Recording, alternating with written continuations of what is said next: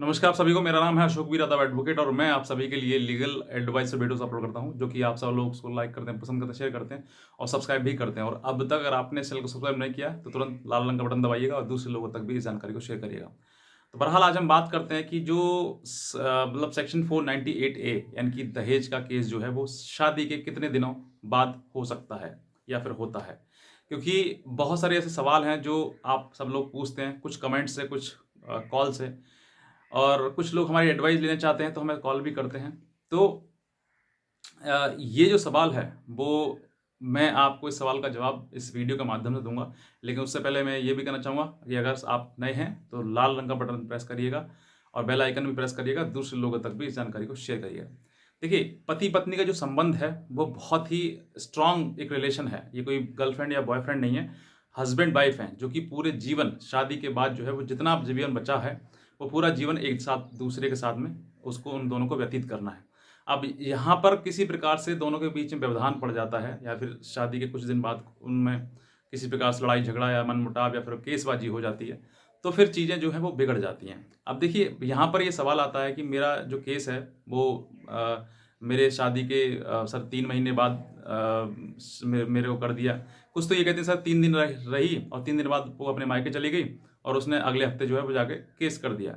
ऐसी भी कई चीज़ें हैं। तो देखिए, केस का जो जो ब्यौरा है यानी कि केस का जो समय है, ऐसा कोई कहीं किसी कानून में नहीं लिखा है कि आप आज आपकी शादी हुई है, कल को आप केस नहीं कर सकते हैं। केस आपके ऊपर कभी भी हो सकता है। ये क्राइम है। सेक्शन 498 आईपीसी जो है वो महिलाओं को संरक्षण देने के लिए बनी थी। अगर उनके साथ में किसी प्रकार को गलत होता है या उनको किसी प्रकार से प्रताड़ित किया जाता है, पति या पति के परिवार वालों को दें, तो उनके वो जो है पत्नी जो है वो उनके परिवार मतलब पति और पति के परिवार पर जो है वो सेक्शन 498 के साथ में 323, 504, 506 और 3/4 डीपी एक्ट का केस दर्ज करा सकती है। लेकिन बहुत सारी महिलाएं जो है वो इसका मिसयूज कर देती हैं।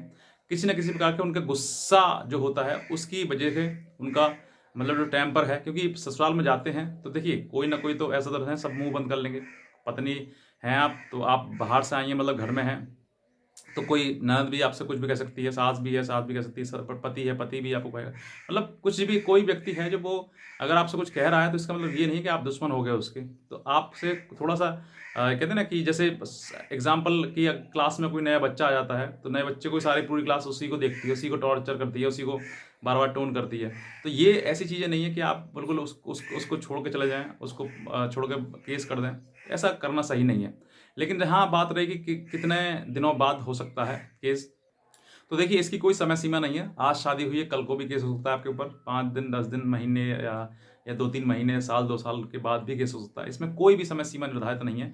ये क्राइम है। जब पत्नी चाहेगी तब वो दर्ज करा सकती है, जब चाहे वो करा सकती है। अब कुछ लोगों का मानना ये भी है कि सर शादी को मेरे 7 साल हो गए, अब तो मेरे पर केस नहीं होगा। ऐसा कुछ नहीं है।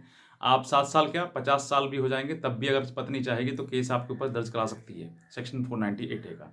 अब बात आती है कि सर 50 साल की उम्र में दहेज की क्या मांगे, क्या क्या मांगने की जरूरत पड़ेगी। देखिए, कानून है। अगर कानून में पत्नी जो है वो ये कहती है कि मेरे पे दहेज मांगा, मुझे मारा पीटा, तो बस इतना ही सफिशिएंट है उसके लिए। इतना ही कहकर वो केस दर्ज करा सकती है। मेरे सामने ऐसे बहुत सारे केस आए हैं जिनकी उम्र 50 साल भी, बच्चे बड़े हो गए, जवान हो गए, अब उनको दहेज मांगने जैसी चीज़ें जो है उनका सामना करना पड़ रहा है, उनको मेंटेनेंस जैसी चीज़ें देनी पड़ रही हैं उनको। तो ऐसी कई चीज़ें हैं। अब इसमें कोई भी समय सीमा निर्धारित नहीं है 7 साल वाला। हाँ, ये है कि 7 साल बाद ये सोचते हैं कि अरे अब तो जो है पति पत्नी हो गए, 7 साल है, 1-2-4 बच्चे भी हो जाएंगे आपके पास में, तो आप बच्चे हो गए तो बच्चों को संभालेंगे या फिर केस लड़ेंगे। तो ये चीज़ें एक सामाजिक रूप से हो जाती है। लेकिन कानून में ऐसी चीज़ नहीं है कि 7 साल बाद आपका के ऊपर केस सेक्शन 498 का दर्ज नहीं होगा या फिर कब होगा। तो ये जो उम्र है, यानी कि सेक्शन 498 की जो उम्र है, वो केस है, वो केस कभी भी हो सकता है, किसी भी उम्र के दायरे में हो सकता है। आप जिस समय शादी हुई है, शादी के जैसे ही आपके बीच में नहीं बन रही है या फिर आपके बीच में किसी प्रकार लड़ाई झगड़ा चल रहा है या फिर पत्नी आपकी मायके में जा रही है, तो कभी भी आपके ऊपर केस कर सकती है वो। और अगर वो धमकी दे रही है कि मैं सेक्शन 498 केस कर सकती हूँ, कर दूंगी, तो अपने बचाव के लिए चीज़ें करना शुरू कर दीजिए, क्योंकि ये धमकी जो है वो आपको भारी पड़ने वाली है। और ये जो चीज़ें हैं वो एक दिन आज धमकी हैं, कल को रियलिटी में भी आने वाली हैं। तो ये जो चीज़ें हैं, बचाव आपको करना है और सुरक्षा बहुत ज़रूरी है। क्योंकि आज के समय में जो है पत्नियां बहुत ज़्यादा मिसयूज़ कर रही हैं इस लॉ का, और कोर्ट भी समझता है, पुलिस भी समझती है, लेकिन क्या करें, कहीं ना कहीं मजबूर हैं।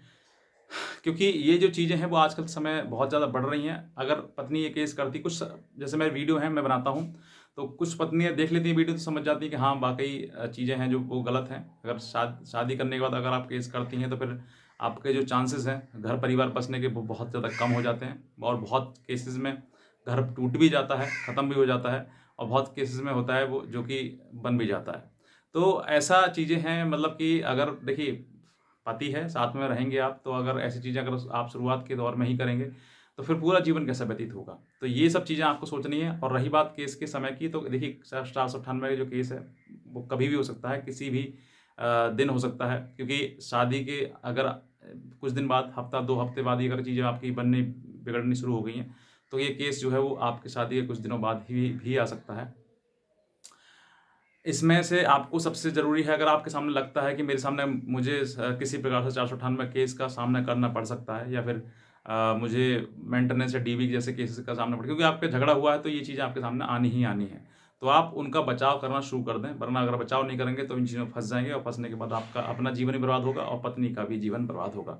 समय, पैसा सब कुछ खराब हो जाता है, बस चीज़ें वापस नहीं आती हैं। तो ज़रूरी है कि अपना समय बचाएँ, जागरूक भी रहें। अगर मेरी वीडियो आपने और नहीं देखी है तो कुछ मोटिवेशनल वीडियोज़ हैं, उनको भी आप देखें, पति भी देखें, पत्नी भी देखें, दोनों देखें, और देखने के बाद समझें और अपने ब्रेन पे अपने विवेक लगाएँ कि हमें करना क्या है, एक-दूसरे के साथ रहना है या नहीं रहना है। अगर रहना है तो आपको किसी प्रकार लड़ाई झगड़ा करना ही नहीं है, और अगर नहीं रहना है तो आज ही अलग हो जाइएगा।